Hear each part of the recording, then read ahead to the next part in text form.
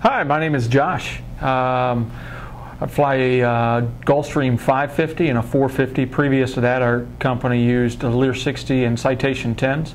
I'm an ATP pilot, and the biggest thing that I got out of this ATP course was that what you practice in your common recurrency when it comes to upset recovery training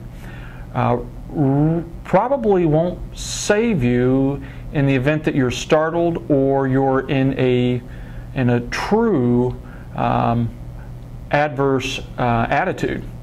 Meaning that when you get into the stall portion and you're beyond where you would normally be in a stall at the point of recovery, you're in a portion where you don't practice for, and so the aircraft behaves much differently than you would expect on an incipient stall. And the same thing goes for the recovery at different attitudes.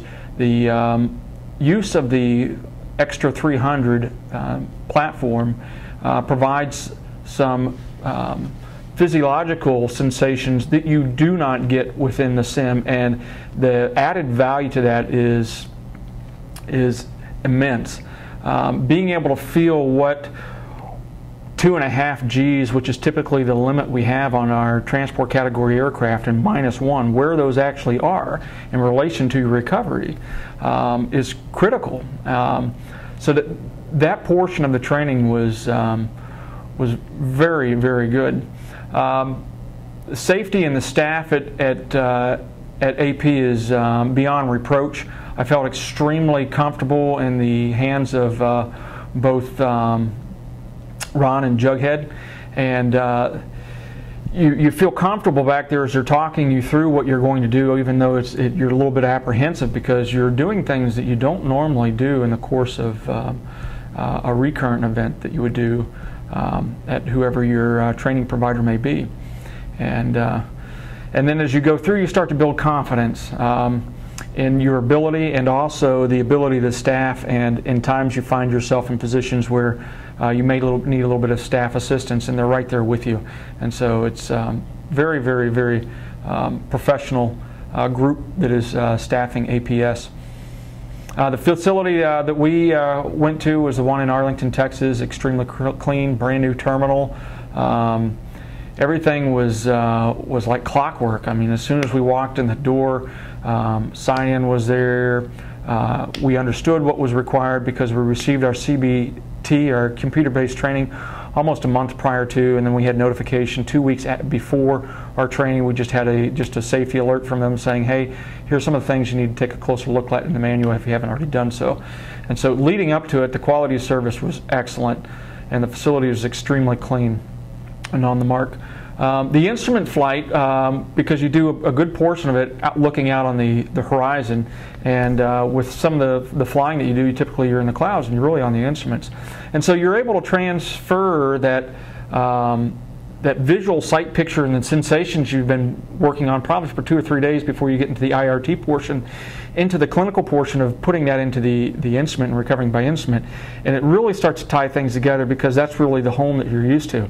And so as you start to go through the recovery process and the upset recovery, and you go through your push, your power, your rudder, your roll, and your climb, and you're talking yourself through that in the instrument mode, it makes just as much sense in the instrument mode, which you're comfortable with, as it does when you have a visual sight picture with the VFR conditions that we used in the Extra 300. So the instrument portion of it was extremely well, and then you take that and you go to a cockpit of an aircraft that you're more familiar with, probably flying on an regular day basis, which is a lot less maneuverable than the Extra 300, and it's really sluggish depending on your weight conditions, and you got to take a little bit more time, and you really start to appreciate the need for the procedures that you learned in your upset recovery training. I would definitely recommend APS training to other pilots. Even if your company didn't provide it for you, the rate and the pricing that they provide is absolutely 100% worth it. If you think about it, at the end of the day, this training saves lives, and the training that you receive in your typical initials and also your recurrent training, even though they are valuable, they're not to the extent that APS provides, and they're beyond the parameters that you typically have in stabilized or normal recovery type trainings that you have in your training providers. So APS is a definite safety factor. When you think about the training that you receive from them, I feel confident when I go back out and I'm flying the line, I'm thinking about it. I think that a month from now, things will even tie themselves together a little bit more immersed into what we do on a daily basis in our Gulfstream 550 and our 450. And I'd be very happy if we saw this as part of our recurrent training for our normal line recurrency. If it's something that we did every 2 years, I think that it is just that important. So I appreciated the opportunity that our employer provided for us to come to this training. It was invaluable.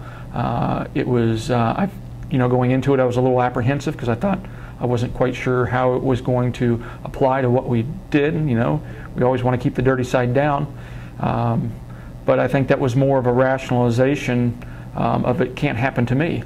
And you take a look at the things that take place over the course of the 3 days and the extra 300, and you put yourselves into positions where you could very easily be in a transport carry aircraft, and you say, you know what, that could happen to me. And if I didn't have this APS training before, I probably would have done many things inaccurately, and I would have been another statistic. But coming out of this APS training, I can almost with pure confidence say that if I found myself in that position, I'd go right through those procedures because I know that's going to save our lives, and it's going to work, and I'm going to be confident in our ability to do that.